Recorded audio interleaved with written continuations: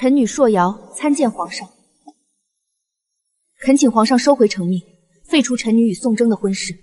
你与宋爱卿不是早在他出征之前便请旨赐婚？如今他凯旋而归，你又为何反悔？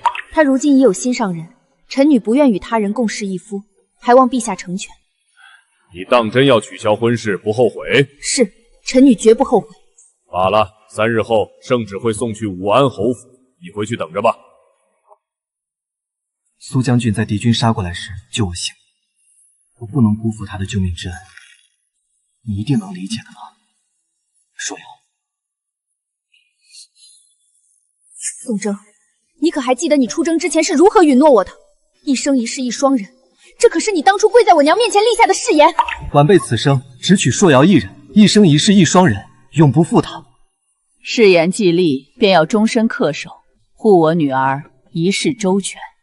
晚辈铭记在心，绝不为是。当初年少无知，许诺你一生一世一双人，是我不对，但晴儿救了我的命，你这般善妒，难道要陷我于不义吗？何况晴儿是英明威武的女将军，豪爽洒脱，你一个内阁女子，又如何能与她相比？当年娘答应宋征迎娶我的唯一条件，便是一生一世一双人。可如今他却连这承诺都做不到，还要把我的尊严踩在脚下。宋征，你无耻！如果不是我替你操劳侯府，他早就是一个空壳了，又岂会支撑到你回来，让你在这儿耀武扬威？够了！武安侯府受圣上重用，何须你一个女子的钱财？侯爷明鉴，侯府常年开支浩大，府中早已亏空，全是小姐拿出自己的嫁妆私下补贴，才把侯府撑到如今。大胆！主子说话，哪轮得到你一个丫鬟多嘴插话？我的贴身侍女，你也配插手管教？为了不让我娶晴儿，你可真是煞费苦心。徐硕瑶，我真是看错你了。哼，侯府的账房自然由管家打理，你不过是挂个名头，还真把自己当回事了。平妻的身份太辱没苏将军，不如就让苏将军当正妻吧。郡主不必反应这么激烈，我无心争夺位置，也厌恶内院这些极度争斗。若是郡主不愿意，那就算了。我毕竟是圣上亲封的女将军，身份尊贵，在沙场上也是流过血的，又岂能被一介内宅女子侮辱？看来我与侯爷有缘无分，连郡主这关都过不了。我还是不打扰你们了，这就告辞。够了！徐硕瑶，你这话不就是在威胁晴儿吗？晴儿性格豪爽，又是立下赫赫战功的女将军，她本该受人敬仰，怎么能让你这般阴阳怪气的对待？你简直枉为你郡主的身份，毫无容人之料。明月，去把院子里挂着的那些红绸都扯了。是，小姐。徐逍遥，你敢治是侯府？你怎么有脸说出这种话？我不仅敢扯，我还敢把你赶出去！你们踩着我的尊严在这儿演深情，反倒成了我没有容人之量。闹够了吧？我娶苏晴为平妻，是我用军功求取圣上下旨的决定。岂是你能够左右？你一个无父无兄的孤女，除了这侯府还能去哪儿？何况你与我的婚事也是圣上赐婚，你这样不把圣旨放在眼里，一哭二闹三上吊，就不怕圣上怪罪，落得个抗旨不遵的死罪吗？3日前我便已请旨取消婚约，死罪真是可笑。是你违背承诺在先，圣上就算真的要责怪，那也应当是武安侯府，与我有何干系？你什么意思？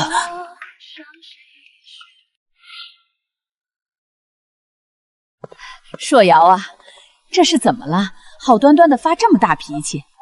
我知道你觉得委屈，但苏将军毕竟是宋征的救命恩人，这战场上刀剑无眼，没有苏将军，征儿哪还能活着回来见你？这救命之恩若是不报，日后传出去，对你和武安侯府的名声都不好。女人嘛，要以大局为重，多一个姐妹伺候侯爷也是你的福气啊。何况你带来的那些铺子庄子，不还得靠侯府出面照料吗？你要是走了，这些产业可怎么管得过来？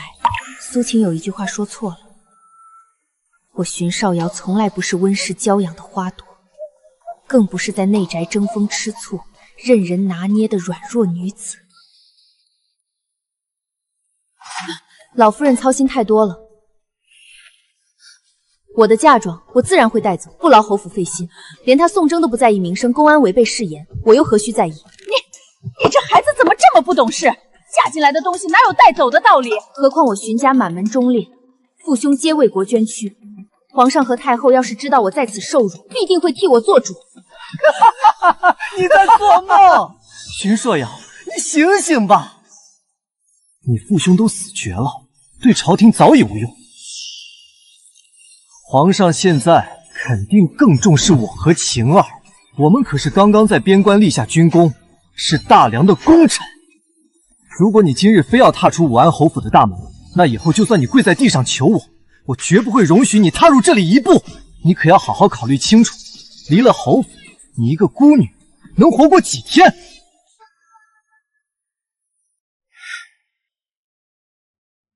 他邢世瑶父母兄长都死了，现在就是个孤苦伶仃的孤女，除了依附我，她还能去哪儿？不过是欲擒故纵的把戏罢了。荀家世代为朝廷鞠躬尽瘁，皇上和太后绝不会弃我于不顾。宋征，你根本不知道你面对的是什么。郡主不必担心我与你争宠，在军营里，我们只讲军功和实力，是我的便是我的，不是我的，强留也无用。好一个不是我的强留也无用，这是在明目张胆的嘲讽我是个占着茅坑不拉屎的摆设。看到没有，晴儿一介女流之辈，竟有这等胸襟与远见。你这深宅大院里养出来的杜父，哪里比得过他半分？行了，别闹了，快点拜堂吧，可别因为你胡闹，误了我和晴儿的吉时。我说了，我们的婚事就此作罢。够了！你生是我宋家的人，死是我宋家的鬼，你迟早都要嫁给我，何必在这时候胡闹？若是你再胡搅蛮缠，那日后我便再也不踏入你院中一步。等你什么时候知错了，跪着来求我。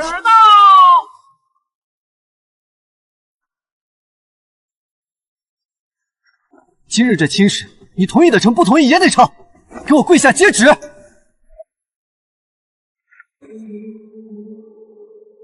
微臣接旨。奉天承运，皇帝诏曰：念昭容郡主柯雪球，特准其与武安侯府斩断婚书，解除姻亲，另赐郡主府，赏黄金1万两，钦此。不可能！这圣旨一定是你伪造的！陈公公是不是看错了？皇上怎么可能会解除我和郡主的婚事？她不过是个无父无兄的孤女！大胆武安侯，竟敢公开质疑圣旨！你是想忤逆陛下，造反不成吗？你疯了吗？想害死我们所有人吗？微臣不敢。昭容郡主，接旨吧。臣女荀硕瑶叩谢皇恩。陛下特意交代老奴，说让郡主闲暇时候入宫去陪陪太后。他老人家可是念叨着想您了。公公放心，等安顿好府邸，我立刻就入宫请安。明月，奴婢在。把清点好的嫁妆单子拿出来，让人把属于我的所有东西，大到古董家具，小到锅碗瓢盆，通通给我抬去镇国将军府，一根线都别给他们留。是，奴婢这就叫人动手。徐少瑶，你当真要把事情做绝？你当真要走？放手，别脏了我的衣服。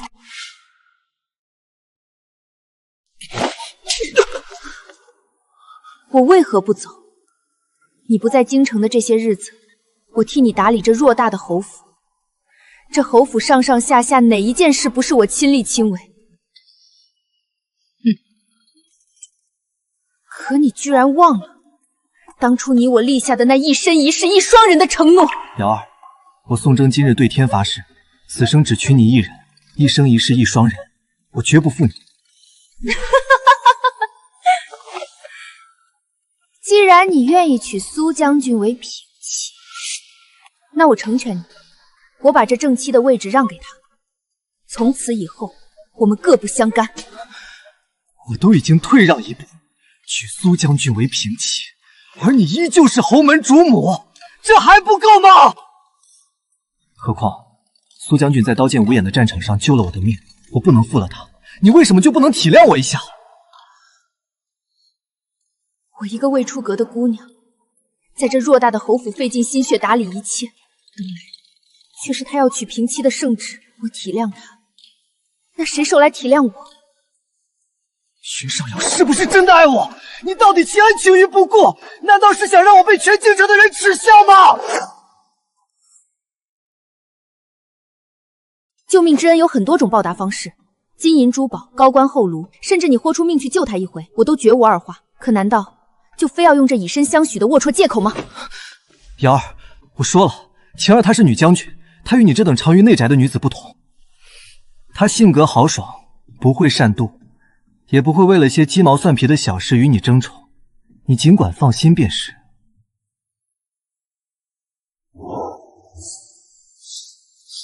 日后你们二人同在侯府好好相处。晴儿见多识广，你可以让她多和你说说战场上的那些事，你也好好向她学习一下那份豁达，别总盯着这内宅的方寸之地。他至今为止，竟然都盲目的觉得我非他不可，他甚至还要踩着我的尊严去捧高那个所谓的苏将军，让我低人一等去向他学习。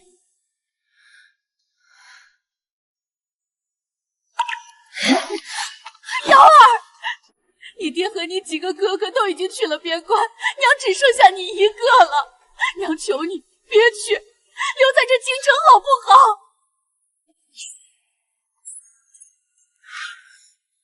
我是皇上亲封的昭容郡主，更是满门忠烈的镇国大将军之后，我体内流淌着将门的血，凭什么要在这乌烟瘴气的后宅里忍受你们这种狗眼看人低的屈辱？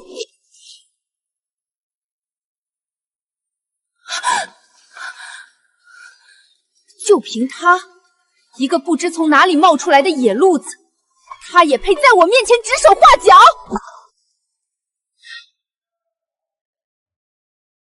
够了！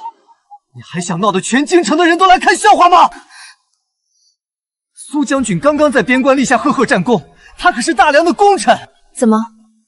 难道你还想为了你的好晴儿公然抗旨不成？我太了解宋征了，他骨子里就是个软弱无能的懦夫，他根本不敢抗旨，否则也不会顶着堂堂武安侯的名号，手里空空如也，连在京城开设几家像样产业的魄力都没有。宋征永远也不会知道，他这次之所以能有机会去边疆捞取功劳，全是因为皇上看在我死去父兄的面子上，特意为我未婚夫开的绿灯。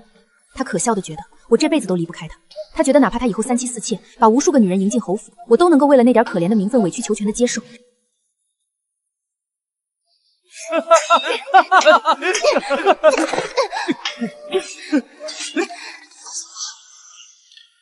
可宋征忘了，我从来就不是那些娇滴滴的普通内阁小姐。早知道你们京城这高门大户的内宅里有这么多乱七八糟的破事儿，我当初就不该心软答应嫁给你，我还不如留在边关，好好当我的威风将军呢，那日子多痛快。阿征，我早就跟你说过无数次了，我苏晴向来对你们内藩女人那些争风吃醋、勾心斗角的肮脏事儿极度反感，否则我当年也不会放着好好的大小姐不当，偏要选择去苦寒之地从军打仗。要是你连这点内宅的破事都处理不好，连个女人都管不住，那本将军明日就亲自去请旨，跟圣上明说这门憋屈的亲事，本将军不干了，就算了吧。这话表面上是说给宋征听的，可那字里行间的意思，分明就是在向我耀武扬威的暗示。他苏晴可是有赫赫军功在身的女将军，想娶她苏晴的富家公子、王孙贵族，那可都在大马路上排着长队呢，少你一个武安侯也不少。我的好晴儿，你别生气啊，千万别说气话。有我宋征在，我就算豁出这条命去，也肯定不能让你在侯府里受半点委屈了你。这平妻与正妻啊，名分上根本就没有什么区别。日后在这侯府里，你们二人不分大小，地位完全相同，平起平坐。这下你总该满意了吧？这还差不多，算你有良心。宋征，你大可把心放在肚子里，放弃你这种不知廉耻的软骨头，我荀硕瑶永远都不会后悔。只是不知道，到了山穷水尽的那一天，以后到底是谁会跪在地上哭着求谁？站住！你有什么好猖狂的？说到底，你现在不过就是个没了爹娘和兄长撑腰的可怜孤女罢了。你拿什么跟人家比？你根本就比不上我们晴儿半点儿。她可是刚刚在边关立过大功的女将军，是皇上眼前的红人。当年要不是你提前耍心思让圣上赐婚，就凭你这丧门星的身份，这武安侯府正妻的尊贵位置，还轮不到你来做呢。他身体一向不好，常年需要名贵药材吊着命。在宋征不在侯府的这段艰难日子里，武安侯府早已是个虚有其表的空壳，账面上根本开销不够。那些维持他们锦衣玉食的银子，全都是我把外面铺子赚的血汗钱，还有我镇国将军府的巨额嫁妆钱，一笔笔拨过来，用于填补侯府的无底洞。我本想着，毕竟我们日后就是修济玉宫的一家人了，我作为主母，这么做也是理所应当的。可我万万没有想到，我呕心沥血付出了那么多，换来的反而是他们理直气壮的背叛和如此恶毒的谩骂指责。来人，传我的命令，即刻清点账目，把我荀若瑶当年带进后侯府所有的嫁妆、古董、字画、布料，一件不留的搬回镇国将军府。是，郡主。放下，都给我放下！你们这些反了天的狗奴才！这是前朝的汝窑花瓶，这是我们侯府世世代代传下来的传家宝，你绝对不能拿走！老夫人这记性未免太差了些。这花瓶是我3年前看侯府大厅太过破败寒酸，特意从我的私人库房里拿来给你们充人面的。既然进了我侯府的大门，那就是我侯府的财产。母亲，别闹了，让他办。我堂堂武安侯府100年根基，难道还缺他荀树瑶那点破铜烂土？征儿，你糊涂啊！那些全都是价值连城的宝贝，要搬走可以，但绝不能让他全拿走，你必须让他留下一半。凭什么？圣旨已下，明令解除你我2家姻亲。既然婚约已废，我的嫁妆、我名下的商铺地契全都搬走，乃是天经地义。更何况我还没嫁给你宋征呢，凭什么我的东西不能拿走？想白吃白占本君主的便宜，你们也配？宋大哥，不就是几件俗气的破家具吗？让他走就是了。我们是做大将军干大事的人，跟这种只会宅斗的内宅女子费这么多话干什么？真是不嫌丢人。等我以后用赫赫战功为你挣来无上荣耀，什么样的奇珍异网没有？不能搬，真的不能全搬走啊！你根本不清楚，咱们这武安侯府如今早就内里虚虚，只剩一副空架子了，万万不能让他把嫁妆全都搬走啊！母亲多虑了好，朝廷俸禄不少，府中日常开销何须平人操心接济？征儿正在气头上，如今说什么他也听不进去的，只会觉得我是在贪图荀硕瑶的钱财。行，你荀硕瑶全拿走，一件都别留。我宋征倒要看看，离了我无依无靠谱的孤女，你能在京城掀起什么风暴？那就不劳武安侯费心了。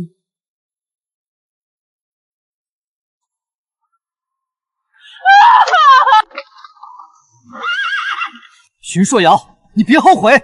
今日你走出这个大门，来日就算你跪在地上求我，我也绝不会再看你一眼。求你！自今日起，我荀硕瑶永远也不会再踏入你这肮脏之地半步。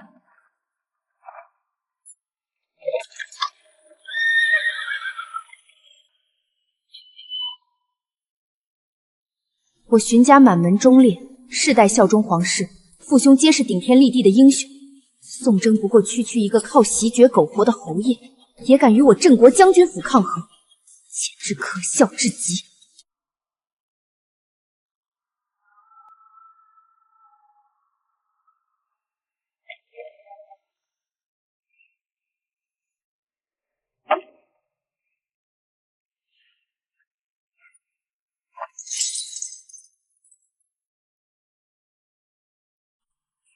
这件战袍曾经陪伴我征战沙场，饮冰卧雪，可如今它却只能在这暗无天日的柜体蒙尘。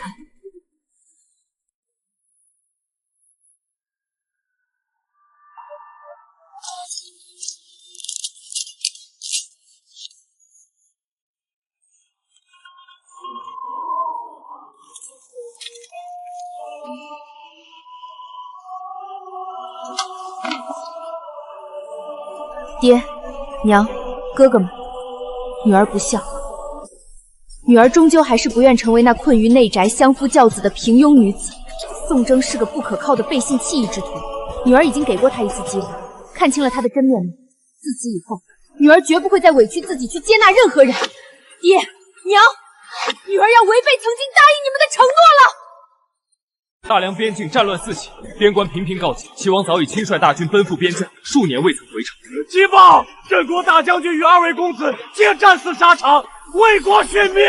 我荀家世代将门，自幼随父兄习武，绝不做躲在旁人身后被庇护的娇弱女子。我要奔赴前线。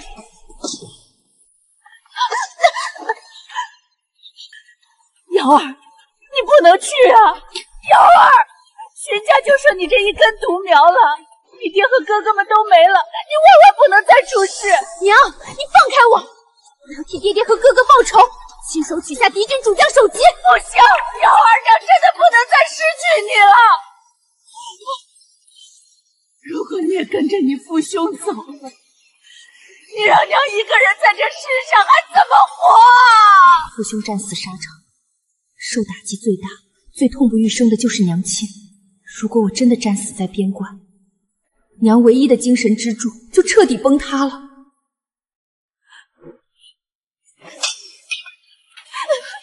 娘，我答应你，我不去了，我不去打仗了。我听你的话，我会找个凑心意的男子嫁了，以后安安稳稳的好好生活，绝不让你再替我担惊受怕。瑶儿，你不要怪娘自私，忙实在是经不住再一次失去骨肉的痛苦了。娘，瑶儿怎么会怪你？瑶儿，不怪你。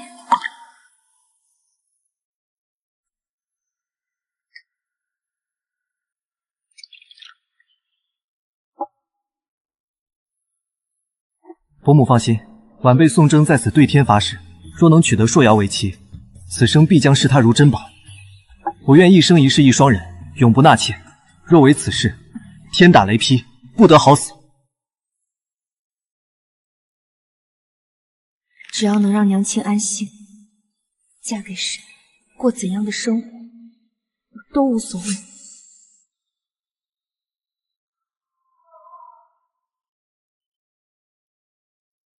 在那之后不久，圣上便下了赐婚圣旨，可娘的身子却反倒一天比一天虚弱，终究没能熬过那个冬天，郁郁寡欢地离开了我。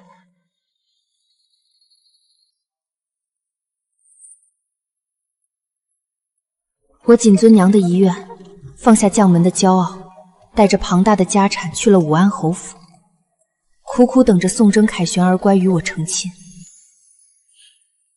宋征背弃誓言，真以为我失了家族庇护，便只能任他拿捏？当年若非为了娘亲，我岂会卸甲困于内宅？我荀家女儿傲骨犹在。郡主，大快人心啊！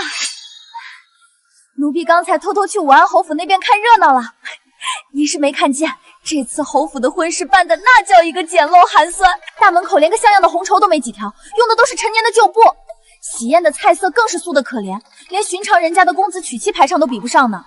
听说啊，那位自命不凡的苏大将军在后院发了好大一动脾气，把喜房里的破茶杯都摔了。堂堂武安侯府，连个像样的杯盏都没有，穷酸至极。宋征，你侯府的钱都去哪儿了？哎呀，你听我解释，意料之中，有什么可大惊小怪的？武安侯府早就空了，这些年全靠我的家产粉饰太平，断了我的供养，那就是个摇摇欲坠的空壳。他们的报应才刚刚开始。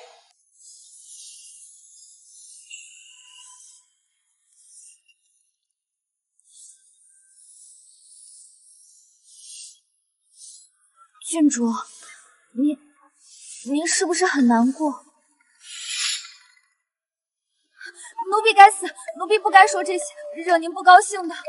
奴婢只是看您这2日一直把自己关在兵器室里，饭也吃得少，奴婢担心您的身子。难过？我为什么要难过？我怎么可能会为了宋征那样一个不忠贞的人难过呢？他不配。可是现在外面的传言实在是太难听了，退亲的事早传遍了，外头那些不知情的人全在背后戳您的脊梁骨。明明是宋征背信弃义，非要让那苏晴进门，分明是他先对不住您，凭什么最后反倒怪您善妒，说您容不下人？这对您太不公平了。流言蜚语，那不过是弱者用来掩饰自己无能的遮羞布罢了。抽空了嫁妆，侯府就是个空壳。没了我的银钱，我看他们拿什么在京城立足？可不是嘛！听说他们昨晚当了旧衣裳，才勉强买得起几张红纸，早成了全京城的笑柄了。随他们说去，侯府的烂摊子从此与我毫无瓜葛。比起在内宅里和宋征这种小人纠缠，我更想亲手替父兄报仇，将犯我大梁的贼寇杀个片甲不留。郡主，这怎么行？您要上战场？难道您忘了当初夫人临终前是怎么拉着您的手说的了吗？娘儿，娘已经失去了你爹，失去了你哥哥，娘不能再失去你了。答应娘，放下长枪，安安稳稳的嫁人，在内宅里平安过一生，别去边关。娘要我平安，我便画地为牢，困于内宅。可结果呢？换来的只有背叛、轻视与屈辱。我身为镇国将军府的血脉，流着将门的血，长着一身傲骨，绝对不能再向任何人妥协。郡主，前线800里加急军报，倭寇大举来犯，边关告急。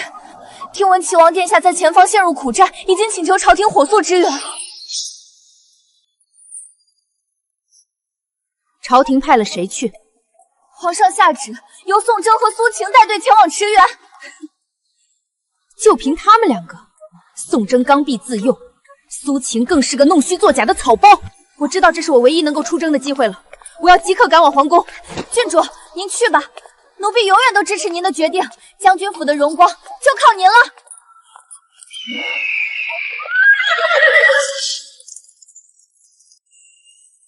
宋征为平寇大将军，苏秦为副将，即刻率军3万驰援齐王。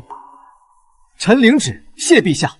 臣与苏将军定能荡平倭寇，凯旋而归，扬我大梁国威。臣必辅佐侯爷，不负圣恩。郡主留步，万万不可！皇上正在议军机大事，擅闯金銮殿是死罪呀！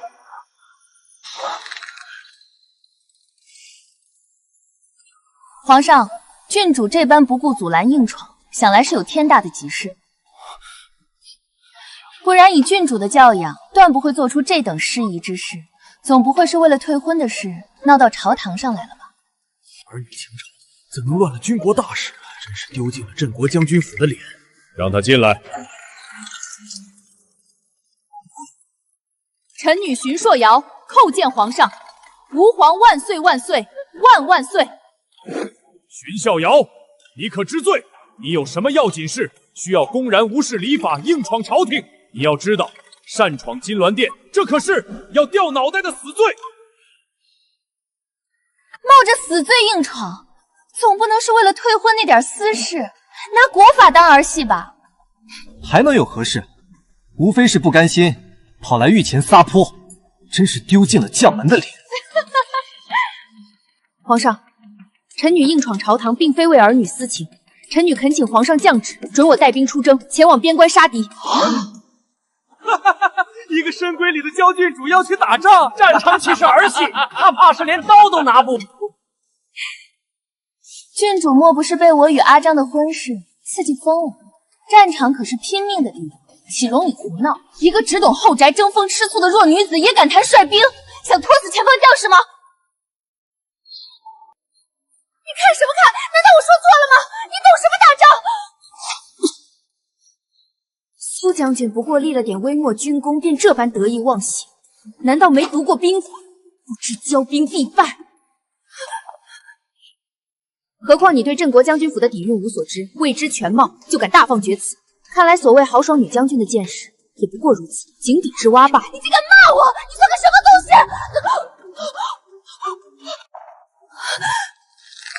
荀硕瑶，你可知自己在说什么？军中无戏言，若败了，便是万劫不复的死罪。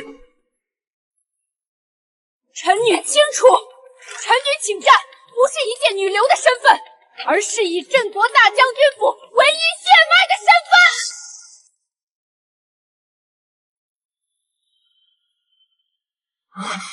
父兄皆为大梁血染黄沙，身为荀家仅存血脉，我绝不退缩，我要上阵杀敌，捍卫大梁。说的比唱的好听，战场岂是儿戏？打仗不是靠喊口号的。没上过战场的弱女子只会纸上谈兵，有何用？刀枪无眼，一步错全军俱没，这后果你担得起吗？还是为博个虚名，拿几位将士的命当垫脚石？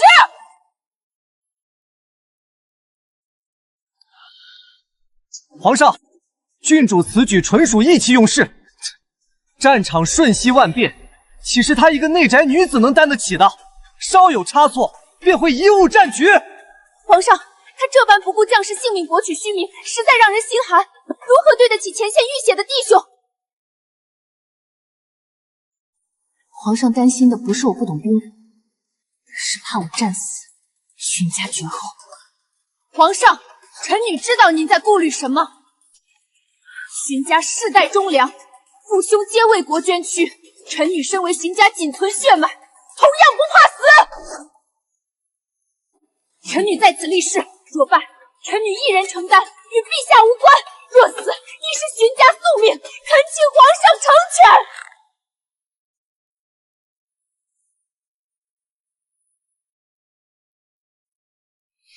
这血性同他死去的爹如出一辙。好，不愧是我大梁将门虎女。既如此，朕准你以镇国将军府嫡女之名出征，传朕旨意，册封荀硕瑶为昭容将军，率3万精兵随军出征支援齐王。这3万精兵是你父亲在世时亲自训练的，你大可放心。臣女谢陛下，定不辱命。皇上，此事万万不妥。是啊，皇上，她一个内宅女子根本不懂带兵，这3万精兵给她纯属浪费。不如交给微臣，微臣定能带着他们大杀四方。放肆！朕的决定何时轮得到你一个小小侯爷来智慧了？你算个什么东西，也敢觊觎荀大将军的旧部？微臣不敢，微臣知错。皇上息怒。终于能重回战场了。爹娘，哥哥，我没有给荀家丢脸。荀商瑶，你给我站住！你疯了吗？战场刀剑无眼，你现在求我服个软，我还能在战场上勉强保护你，不然你也只会像你父兄一样，落得万箭穿心、死无全尸的下场。宋征，你大胆！再敢侮辱我父兄半句，我现在就当街杀了你，你信是不信？荀商瑶，你现在傲气，你别得意，可别到了战场上被吓得狼狈逃窜时再来后悔。后悔的人还不知道是谁呢。爹娘，哥哥，女儿一定不会让你们失望的，我一定会给你们报仇，用敌人的鲜血祭奠你们的在天之灵。郡主，使臣到，替我更衣披甲。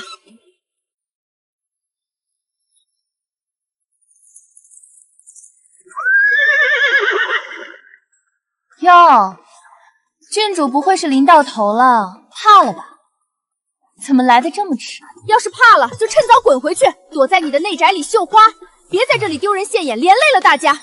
苏将军与其在这里关心我怕不怕，倒不如先动动脑子想想，到了真正的战场上，你那点花拳绣腿该如何应对，免得到时候一败涂地，又要像疯狗般狂吠，将罪责推给旁人。你放肆！大军拔营，出发！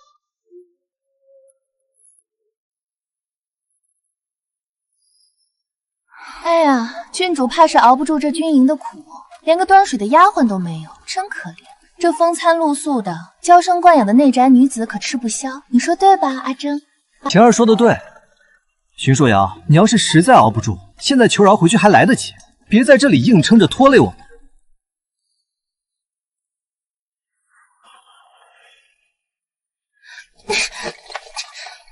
娇生惯养的内宅女子，苏晴，你真是大错特错了。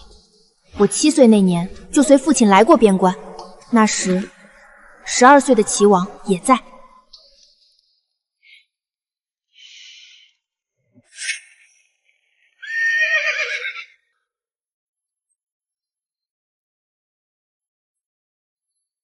镇国将军府荀硕瑶奉旨前来军营报道。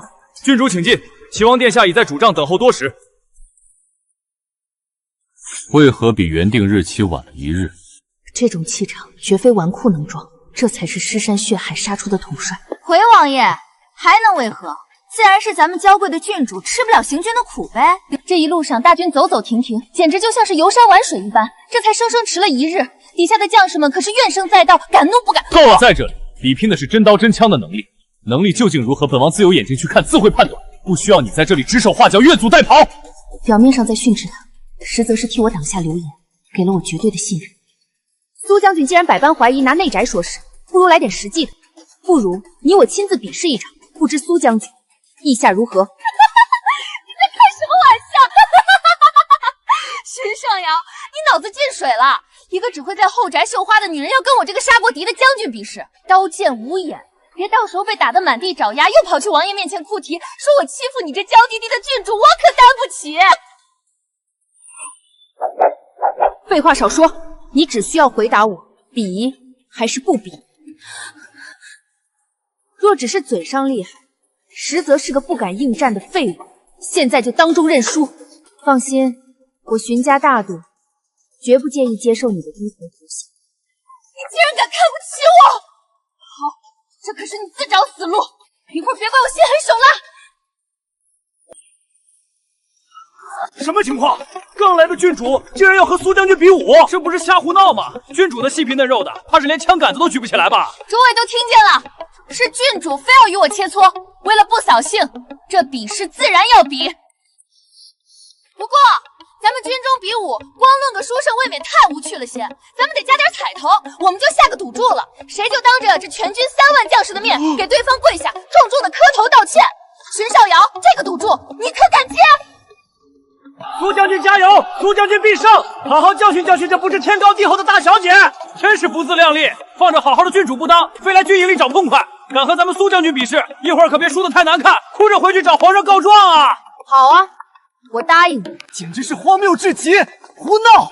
荀硕瑶，你还真敢答应？你是不是疯了？你一个只懂拈酸吃醋、未曾洗我的内宅妇人，怎么可能打得赢晴儿？趁着现在比试还没开始，你赶紧跪下，给晴儿赔个不是。倒不如现在就老实跪下道歉，免得到时被打输了再来反悔，丢尽你们荀家的脸面。宋侯爷还是先管好你自己的那张臭嘴吧，别到时候你的好晴儿输得惨不忍睹，你们俩抱在一起当场耍赖不认账就行。你真是不见棺材不掉泪，不可救药！既然郡主执迷不悟，就请王爷做个见证，省得有人输了仗着身份耍赖不认账。既然见证人也有了，那就别废话了，早打完早清静。郡主身份再高，那也是在朝堂，在咱们军营，实力才是竞斗力。就是，难道靠一个娇滴滴的头衔就能把敌人吓死吗？好了，诸位弟兄，都少说2句，至少咱们也得给郡主留点面子，不是？一会儿我会注意分寸，手下留情的。比试开始。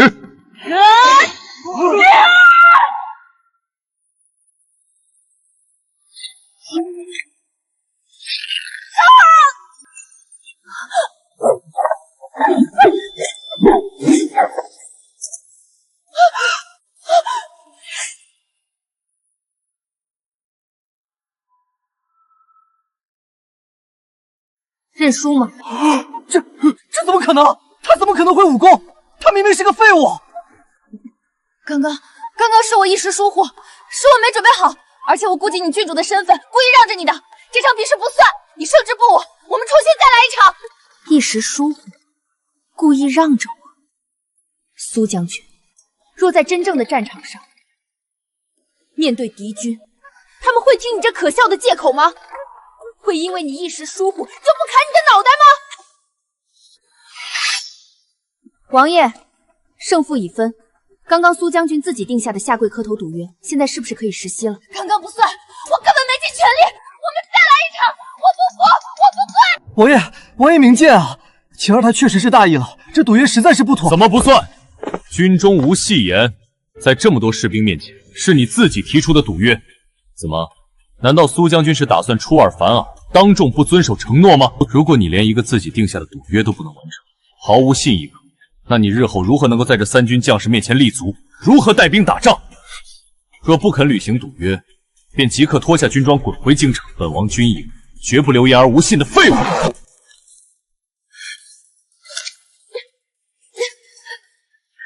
对不起，郡主，是我错了，我不该那么说你。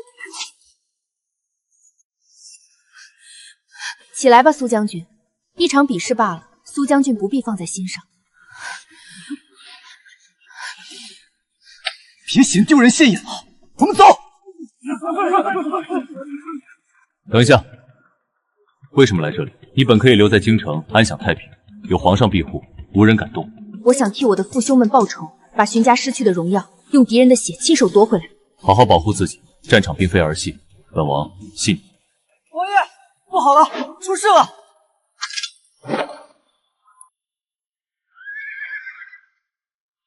不好了，王爷，出大事了！苏晴被敌军抓走了！我不能辜负他的救命之恩。敌军潜入大营，不杀主帅，不烧粮草，就为了抓一个比武大败的女将军，这未免太匪夷所思了吧？你懂什么？晴儿定是发现了敌军线索，为了不打草惊蛇，他才故意被抓，好深入敌营探查。王爷，末将愿以项上人头担保，若率精锐去救苏晴，里应外合，定能攻破敌营。一切后果，末将一力承担，绝不牵连旁人。好大的口气！若中了埋伏，害死几千将士，你拿什么承担？拿你那块揭不开锅的空壳侯府吗？郡主别以小人之心度君子之腹，苏晴毕竟是立过功的将军，不管是判断还是敏锐度，都要比你强100倍。王爷，此事攸关苏将军性命，更是破敌良机，兵贵神速，望王爷恩准莫作，即刻率兵救援，再晚就来不及了。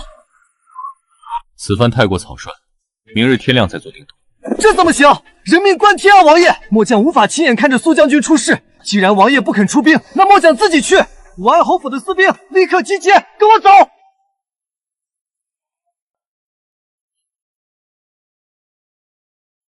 王爷打算怎么做？就任由这个蠢货去送死？事关重大，既然有人愿意去当诱饵，本王怎能错失探清敌营虚实的良机？本王会亲自率领暗影卫悄悄跟着他，你留在这里保护好自己，切勿涉险。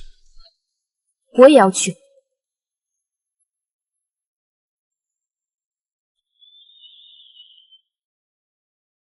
此地三面环山，乃是易守难攻的设伏绝地。宋征确定苏晴就被关在这种鬼地方。我很确定，苏晴沿途留下的暗号，终点就在这儿，那边就是他们的地盘。只要我们趁着他们还没发现，攻打进去，不光能救下苏晴将军，还能将军敌一网打尽，这可是破天的大功劳！都给我冲！他真以为自己是天命之子，迫不及待地赶着去投胎。这到底是怎么回事？怎么会有这么多人？情报不是说只有几十人吗？晴儿，阿成，别冲了，我们中计了。你刚才说什么？中计了？这到底是怎么回事？你不是掌握了他们的弱点吗？你快告诉他们你的身份啊！我不知道，我真的不知道会这样。二皇子明明跟我约好的，他说城防图是真的，只要我配合演戏帮他夺权，事成后他会助我们立大功，再也没人敢看不起我们，再也没人敢看不起我们。上次的城防图也是他给我的，我以为这次假装被抓，配合演戏就能再立大功。苏晴，你知不知道你在做什么？私通外敌，倒卖军功，这可是诛九族千刀万剐的死罪啊！我没想过会变成这样，我只是想立功，想让所有人都高看我一眼。阿成，你快救我，我不想死在这种。聪明的中原人，你们那可悲的虚荣与贪婪，真是绝佳的诱饵。二皇子殿下早就将你们这妻子卖了个干净。原来如此，出卖国家换取军功，这就是所谓的女中豪杰，真让人恶心。多行不义必自毙，这种叛国败类，死不足惜。王爷，这场跳梁小丑的戏看够了，现在该我们收网，替天行道。稍安勿躁，今夜本是将计就计，引蛇出洞之举。宋征愚蠢自负，盲目轻信苏晴的将军光环，果然咬了这只狗。勾结外敌，拿大梁安危做筹码，就该想到今日的下场。我要亲手两截这群畜生！再等等，等他们主力进出，底牌漏尽，本王要将他们一网打尽。大梁的武安侯爷果然蠢得可笑，你真以为凭这个女人就能轻易换来捷报？她不过是二皇子手里的一枚棋子，你们大梁人为了贪功，竟连这种假把戏都信！动手！荀家军，随我杀！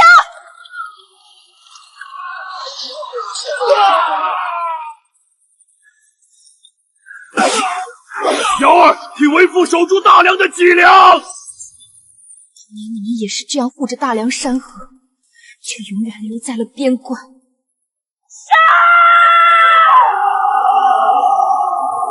赵荣将军威武！收缩包围圈，切断敌军主力。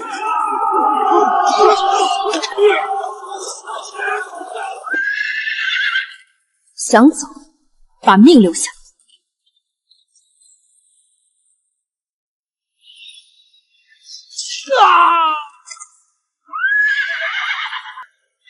爹，大哥，这一枪，女儿替你们讨回血兆了。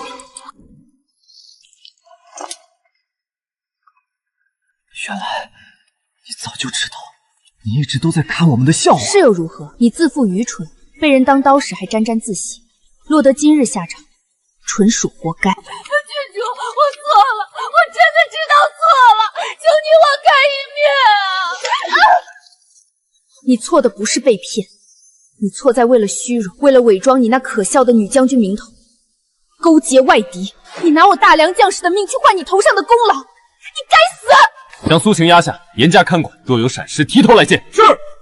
宋征违抗军令，擅自出兵，将其一同绑了，回京后交由陛下论罪。武安侯府彻底完了。这只是开始，我会拿回属于荀家的荣耀，替满门讨回公道。屡犯边境，杀我百姓，此番祭拜就必须付出代价。我的愿降，奉上降书，岁岁进贡，绝不再犯。昭荣将军，这份降书该由你来写。父兄拼死守过的边关，终究没有白守，荀家的血没有白流。事情都已落定，战报也800里加急送往京城了。多谢王爷，若无王爷相助，此事绝无这般顺利。你我之间何须言谢？前面就是京城了。是啊，终于回来了。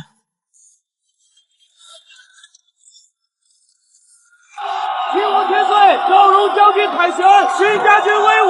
看，那就是通敌叛国的武安侯和那个假将军。嘿，欺世盗名的无耻之徒，下地狱去吧！别打了，我是女将军。嘿，什么女将军？分明是个卖国贼！打死他！费尽心机求来的名利，终究不堪一击，自作孽不可活。苏晴，你好大的胆子，竟敢私通倭寇，出卖将士性命！若非天佑大梁，10万百姓就要因你遭殃！此等辜负，千刀万剐也不为过。皇上饶命，臣女是一时糊涂，是被倭寇蒙骗的，绝无叛国之心。一时糊涂，好一个一时糊涂！若不是齐王与朔瑶早有发觉，将计就计，你可知会害死多少人？即日起，削去苏晴封号，收回一切赏赐，打入死牢，秋后问斩。宋征救我！你说话啊！宋征，你身为武安侯，识人不清，判断失当，违抗军令，险酿大祸，丢尽了老武安侯的脸，还配当这侯爷吗？臣罪该万死，求皇上开恩，真是被苏晴蒙蔽了呀！念在老武安侯的功劳，死罪可免，罚分半年，闭门思过。武安侯府上下一并严查整顿，若有任何不法之事，臣领罪，谢主隆恩。算计我嫁妆时，可曾想过今天因果报应，咎由自取？荀孝尧，你上前一步。荀家满门忠烈，臣在。你父兄皆为我大梁流尽了最后一滴血，朕每每想起都痛心疾首。如今边关危急，你力挽狂澜，立下大功，你没有辱没荀家门楣，朕今日便在此册封荀硕瑶为镇国女将军，承袭镇国将军府之名号，掌军中要职，以慰忠魂。镇国将军府，那是父兄和荀家世代用命拼来的荣耀，如今这名号终于回到了荀家，我做到了。臣谢主隆恩，吾皇万岁万岁万万岁！臣定当誓死效忠大梁，绝不辱没先祖威名。平身吧，你父兄若泉下有知，看到你今日这般英姿，也定会以你为傲的。这一刻我等了太久，父兄，荀家没倒，我没让你们失望。齐王啊齐王，此番平定边患，你功不可没。臣不过是略尽绵薄之力，真正斩杀敌胄的是镇国女将军。你们都有功，齐王，你也是大梁的功臣，你想要什么赏赐？儿臣什么都不缺。哦，那你想要什么？他看着我做什么？那眼神怎么像要将我吞下一般？儿臣如今别无所求，只想求娶一人。齐王竟要求娶，京城多少名门闺秀，他连看都不看一眼。原来王爷这般战功赫赫，只为博美人一笑吗？哦，究竟是哪家千金，竟让你这铁树开了花？快从实招来！儿臣要求娶的是镇国女将军荀硕瑶。在说什么？当着文武百官的面求娶我，他堂堂亲王，竟愿为我放弃所有恩赏。齐王殿下竟然当众求娶，这可是大梁100年来头一遭啊！哈哈哈，原来如此，朕就说你这万年不开窍的铁树，怎么突然对边关战事如此上心？硕瑶，此事你怎么看？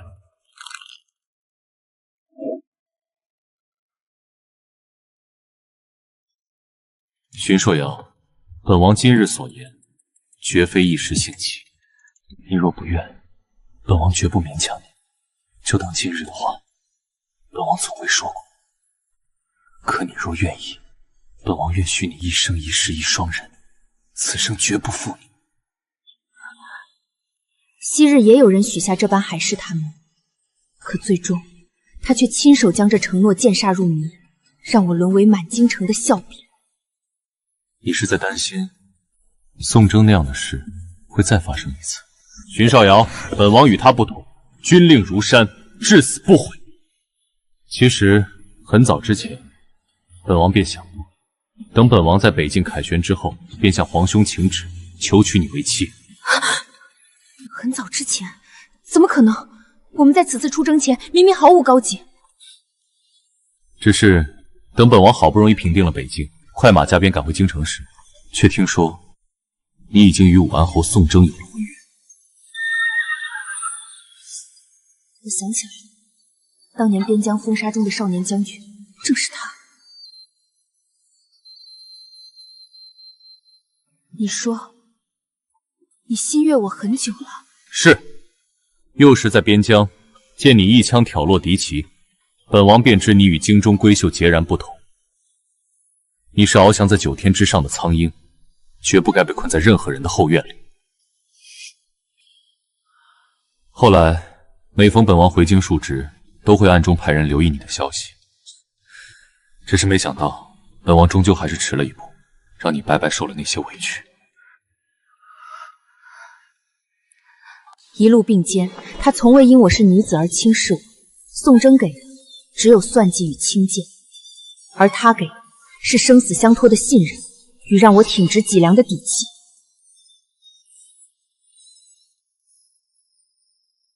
若瑶啊，你总得给齐王一个答复，总不能让他一直这么眼巴巴地看着你吧？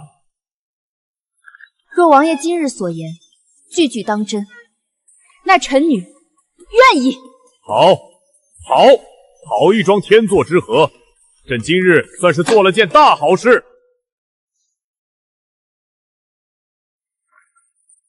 儿臣谢皇兄成全。臣女谢主隆恩。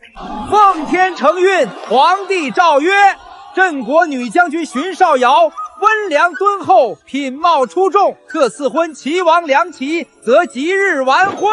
钦此。臣女领旨谢恩。小姐，不对，该叫王妃了。王爷这圣旨下的也太快了。咱们大梁的女战神配不败战神，绝配！可不是嘛，总比那个瞎了眼的武安侯强10000倍。不可能，他荀少瑶凭什么能嫁给齐王？凭什么？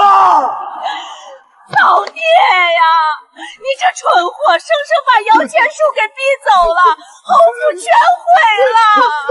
郡主，终于等到值得托付的人了。别哭，今日是大喜的日子。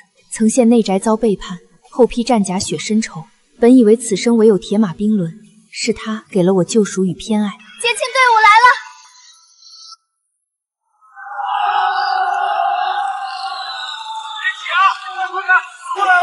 女将军配齐王，这才是天作之合，可不是嘛？那宋征和苏青私有余怨，真该让他们看看这排场。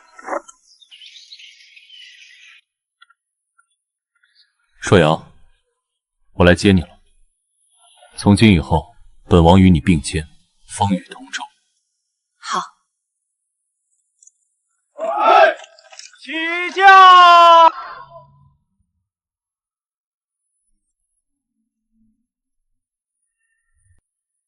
本王说过，一生一世一双人，绝不负你。夫君，我信你。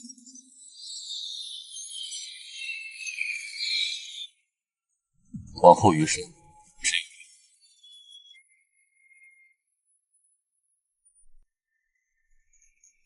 经历了这么多背叛与杀戮，这一次我没有选错人。